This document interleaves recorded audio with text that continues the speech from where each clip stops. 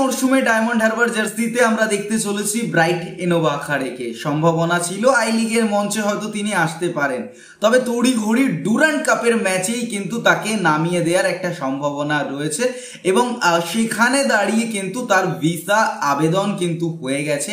কবে ভারতে আসবেন সে বিষয়ে এখনো সংশয় থাকলেও আকাশ ব্যানার্জি, ডায়মন্ড হারবার ক্লাবের যিনি সর্বময় কর্তা, তিনি কিন্তু জানিয়েছেন যে ব্রাইট এনোবাখারে আসলেও তাকে নামিয়ে দেওয়ার সম্ভাবনা নেই, কারণ এখনো পর্যন্ত প্র্যাকটিসের মাধ্যমে দেখে নেওয়া হবে যে কতটা ফিট আছে, ম্যাচ ফিট আছে।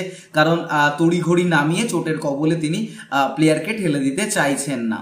উল্টো দিকে দাঁড়িয়ে সানডে আফোলাবি, নাইজেরিয়ান ডিফেন্সিভ মিডফিল্ডার, যে এই ডায়মন্ড হারবার এফসিতেই খেলা ক্লেটন, ব্রাজিলিয়ান ফুটবলার স্ট্রাইকার, গতকালকের ম্যাচে খেলেছে। সেই ক্লেটনের সঙ্গে কিন্তু একই ক্লাবে খেলেছেন একজন ডিফেন্সিভ মিডফিল্ডার, 26 বছর বয়সী। তিনিও কিন্তু সই করেছেন ডায়মন্ড হারবার ক্লাবের জন্য।